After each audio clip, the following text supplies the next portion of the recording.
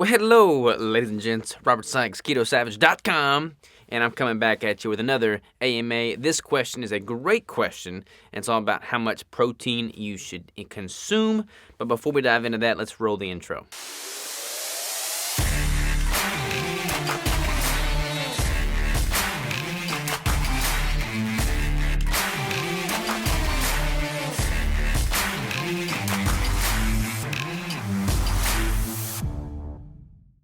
All right, and we're back. So this question is brought to us by Deborah, and she asks, I am so confused about how to calculate protein macros.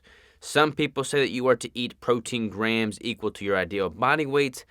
Others say to eat protein grams for your lean body mass. Can you please explain which is correct? This question is brought to us from Deborah. And to add to that, some people say you should eat protein grams equivalent to your total body weight. That's oftentimes thrown out there.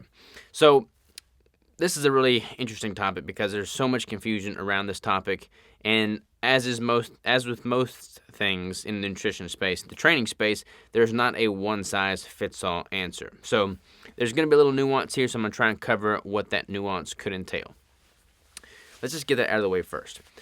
So when I'm doing a competition prep and I am trying to lose as much body fat as possible, I will oftentimes make protein my most manipulated, not most manipulated, but I'll make protein a manipulated macronutrient because carbs are already low and pretty much bottomed out being on a ketogenic diet.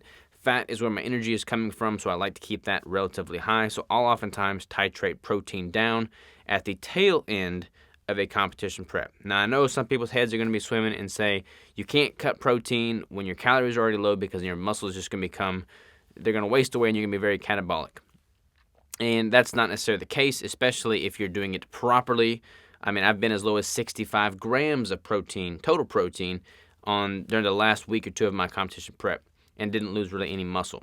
Now, I am not recommending that low protein. There is a lot of nuance there, so don't take that and run with it. I'm just simply stating that depending on if you're in a cut, if you're in a building phase, a maintenance phase, that could definitely determine what is your ideal protein intake. So most people probably aren't going to be doing a competition prep, so I'm not going to speak of this in terms of going that low on your protein.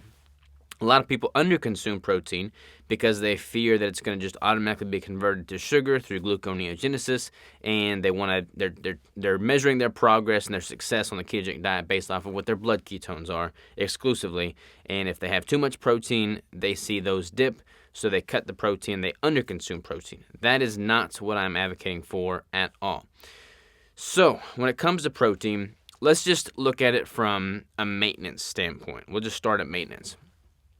So if you are a relatively healthy individual and your body fat percentage and composition is within a healthy range, then you're probably fine to consume about, most ketogenic recommendations are between 0.8 and 1.2 grams of protein per pound of lean mass. That's a pretty healthy, general, safe recommendation there. So for me, as an example, I am 175 pounds roughly, and I have about 150 pounds of lean mass. So my protein intake would be somewhere between like 140 grams and 175 grams. Since I am oftentimes trying to build as much lean tissue as possible, I like to go on the upper end of that, and I'll have, basically for me, being at a healthy composition and body fat percentage, I'll just make it simple and do about 1 gram of protein per pound of lean mass. So for me, in a maintenance or a slight building phase, that can be about 175 grams of protein a day. Now, let's take that rule of thumb of 1 pound or 1 gram of protein per pound of total weight that I just used for myself and apply it to somebody that is 300 pounds and only has 150 pounds of lean mass. If they have a very high body fat percentage, they're not going to need to consume 300 grams of protein a day if they're only having 150 pounds of lean mass. They don't have the need for that much protein. Not that they're going to experience any catastrophic negative effects to that much protein, especially for a short period of time, but it's just not necessary. Like, their body's not going to be able to assimilate and use that efficiently in their muscle tissue because it's just not they don't have that much muscle tissue relative to their overall body mass. So I would base things more off of lean mass unless you are relatively lean and your total body mass is not that far discrepancy from your lean mass. So that's kind of what I would do in that regard. And again, somewhere between that 0.8 to 1.2 grams is totally fine. Some people go on the complete opposite end of the spectrum and they just have a massive amount of protein. And with regard to a ketogenic diet, I'm going to speak in the context of that because that's what this is all about. That can be disadvantageous because if you have way too much protein, so much so that your body is not going to be able to assimilate and use it, as would be the case with that 300-pound individual that only has 150 pounds of lean mass, then their total caloric intake from a macronutrient standpoint is going to be heavily weighted in favor of protein. And if they're consuming more protein than their body can even use, it will downregulate their ketone production, and they're not going to feel and perform as well because it's just not an efficient fuel source. Protein, as an energy source, is not a great substrate. Carbs are for energy. Fat is for energy. Protein can be for energy through the process of gluconeogenesis, be converted to glucose, but that is not an efficient process for energy. That's why you see people that are doing super high protein diets and very little carbs and very little fat, and they just have zero energy. Like, you can get energy from carbs, you can get energy from fat, but if you're just relying on protein for energy, you're probably going to feel like a zombie the vast majority of your time, which is just not optimal. So don't recommend that.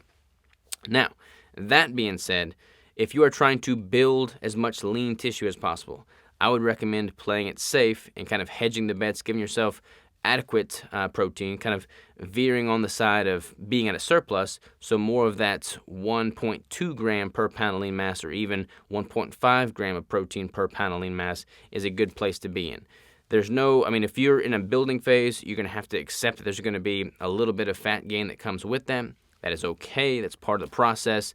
Don't let that deter you from doing it because the more lean mass you have, the better your metabolism and overall composition is going to be in the long run. So just have that extra protein buffer and be okay. Don't have so much so that it, distracts from your keto adaptation, but do kind of play it safe and hedge your bets by having that higher, focusing on the higher window of that range. Again, if you're doing a contest prep and going into an extreme deficit for a finite period of time, you can tolerate very low protein if everything else is dialed in with zero to very minimal adverse effects, but that is not sustainable. I do not advocate for a chronically low protein in any individual, whether you're doing a bodybuilding show or not. So that's what I would recommend in that regard. I'm totally revamping my website and my macro calculator, and that can be used as a tool to calculate your macronutrient requirements. So when that website is up and live, I will definitely let you know. But until then, kind of playing it safe within those parameters would be a good place to start. So thank you so very much for the question, Deborah. And you requested some peanut butter keto bricks, so I've got some peanut butter bricks in the mail headed your way. Again, for anybody listening to this that wants to jump on the AMAs, if you submit a question via the link in the description and I use your question on these videos, I will send some bricks of your choosing your way. Thanks again, and y'all take care.